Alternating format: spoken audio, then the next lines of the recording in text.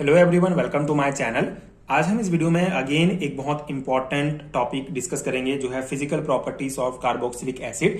BSc semester exams के लिए बहुत इंपॉर्टेंट है क्योंकि आपके थ्योरी एग्जाम में कभी कभी पूछा जाता है कि कार्बोक्सिलिक एसिड के फिजिकल प्रॉपर्टीज को आप डिस्कस कीजिए, और बाकी बेसिक कॉन्सेप्ट के लिए भी आपको कार्बोक्सिलिक एसिड के कुछ बेसिक फिजिकल प्रॉपर्टीज जैसे इसका states, solubility, boiling point, melting point, density, आपको ये आना चाहिए कि कार्बोक्सिलिक एसिड किस प्रकार से फिजिकल प्रॉपर्टीज शो करते हैं। तो सिंपल सा नोट्स आपको प्रोवाइड करूंगा, ये आपके सेमेस्टर एग्जाम्स के लिए आई होप कि आपके लिए हेल्पफुल हो।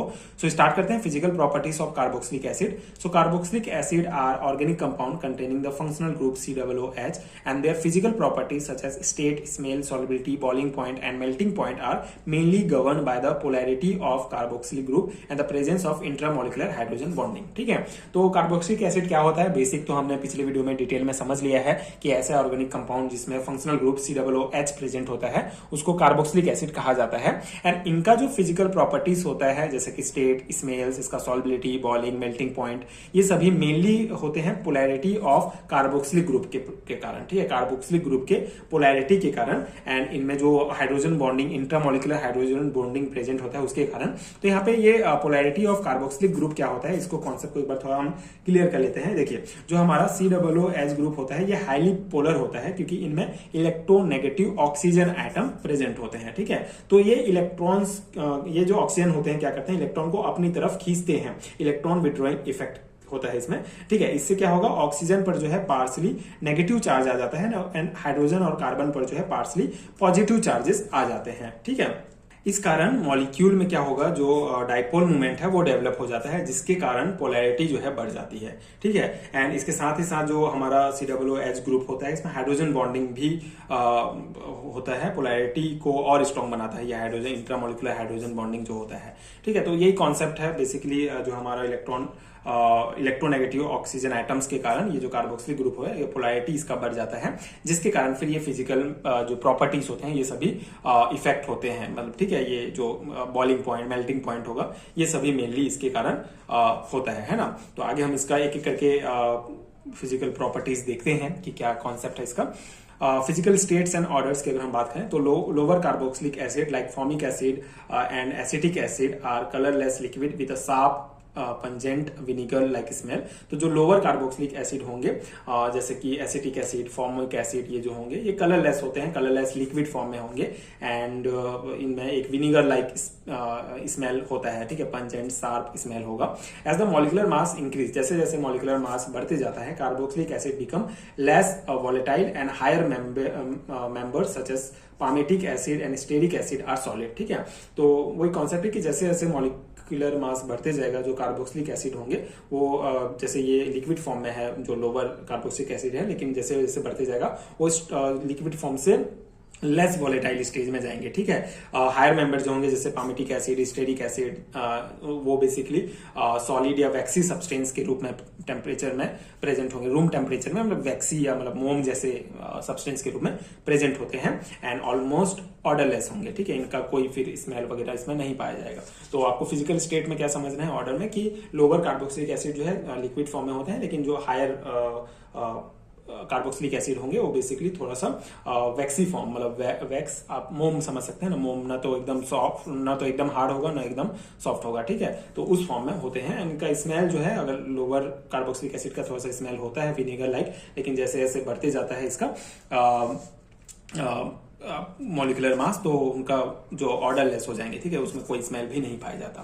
तो ये physical state and order. Solubility अगर हम बात करें तो lower carboxylic acid are higher soluble in water, this is because the COOH group form strong hydrogen bond with water molecule. ठीक है, तो लोअर कार्बोक्सिलिक एसिड जो है वो हाईली सॉल्युबल होंगे, पानी में बहुत आसानी से घुल जाएंगे क्योंकि जो COOH ग्रुप है वो हाइड्रोजन बॉन्ड बनाएंगे वाटर मॉलिक्यूल्स के साथ, इजिली हाइड्रोजन बॉन्ड बना के घुल सकते हैं। However as the length of the hydrocarbon chain increase the non polar alkyl part dominate and reducing solubility, hence higher carboxylic acid are sparingly soluble in insoluble in water. ठीक है, तो जैसे जैसे इसका मॉलिकुलर मास बढ़ते जाएगा, hydrocarbon chain जो है इंक्रीज होते जाएगा, नॉन पोलर एल्काइल ग्रुप्स इसमें जुड़ते जाएंगे, जिसके कारण ये वाटर में इजिली सॉल्युबल नहीं होंगे। ठीक ठीक है, लेकिन but are soluble in organic solvent like alcohol, ether and benzene. लेकिन जो हायर भी हमारे जो कार्बोक्सिलिक एसिड होंगे वो ऑर्गेनिक सॉल्वेंट जैसे कि अल्कोहल, ईथर या बेंजीन, इनमें जो है ये सॉल्युबल होंगे, लेकिन वाटर में सॉल्युबल नहीं होंगे। ठीक है, लोअर कार्बोक्सिलिक एसिड वाटर में सॉल्युबल होंगे, लेकिन हायर कार्बोक्सिलिक एसिड सॉल्युबल नहीं होंगे, तो ये आप ध्यान रखेंगे। अब इसके बाद आता है हमारा बॉइलिंग पॉइंट्स। तो carboxylic acid have unusually high boiling points compare to aldehyde, ketones and alcohol of similar molecular मास।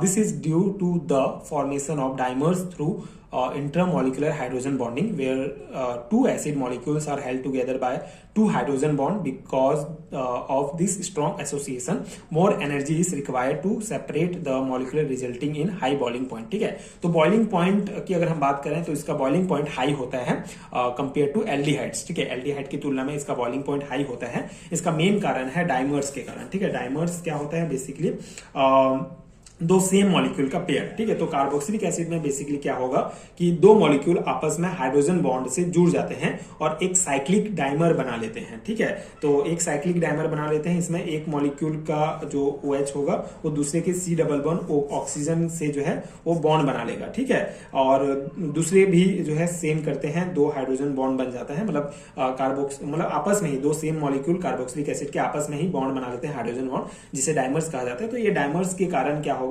इसका बॉइलिंग पॉइंट जो है वो ज्यादा हो जाता है। तो सिंपल सा कॉन्सेप्ट है, मॉलिक्यूल आपस में स्ट्रांगली जुड़ जाते हैं और उन्हें अलग करना इजी नहीं होता है, मतलब ज्यादा एनर्जी की आवश्यकता होती है, इसीलिए इनका बॉइलिंग पॉइंट जो है वो हाई होता है। ठीक है, मेल्टिंग पॉइंट्स की अगर बात करें तो जो melting points of carboxylic acid generally increase with increase in molecular mass. ठीक है, मॉलिक्यूलर मास जैसे जैसे बढ़ते जाता है इनका मेल्टिंग पॉइंट भी जो है वो बढ़ते जाएगा। ठीक है, and however an interesting trend is observe where even members carbon acid have higher melting points than odd number ones this.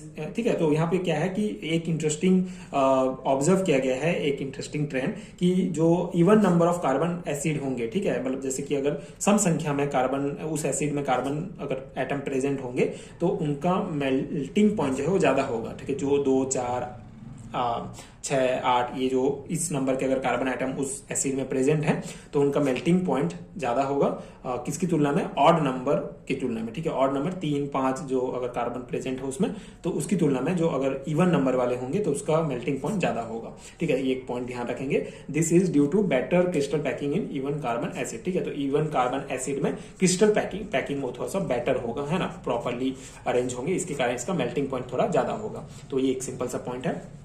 Density की अगर हम बात करें तो most carboxylic acid are denser than water. Water की तुलना में जो घनत्व होगा, जो डेंसिटी होगा, वो कार्बोक्सिलिक एसिड का, बहुत सारे कार्बोक्सिलिक एसिड का वो क्या होता है, कम होता है। वाटर की तुलना में डेंसिटी कम होगा कार्बोक्सिलिक एसिड का, स्पेशली द लोअर मेंबर। ठीक है, लोअर मेंबर का स्पेशली जो डेंसिटी होगा वाटर से कम होगा। ठीक है, this is again attributed to strong intermolecular attraction caused by hydrogen bonding, क्योंकि इसका भी मेन रीजन हाइड्रोजन बॉन्डिंग ही होता है। जो इंटरमोलिकुलर अट्रैक्शन होगा, हाइड्रोजन बॉन्डिंग उसमें पाया जाता है, जिसके कारण इसका डेंसिटी वाटर की तुलना में कम होगा। ठीक है, तो ये सिंपल से इसके फिजिकल प्रॉपर्टीज हैं। आई होप कि आपके लिए हेल्पफुल हो।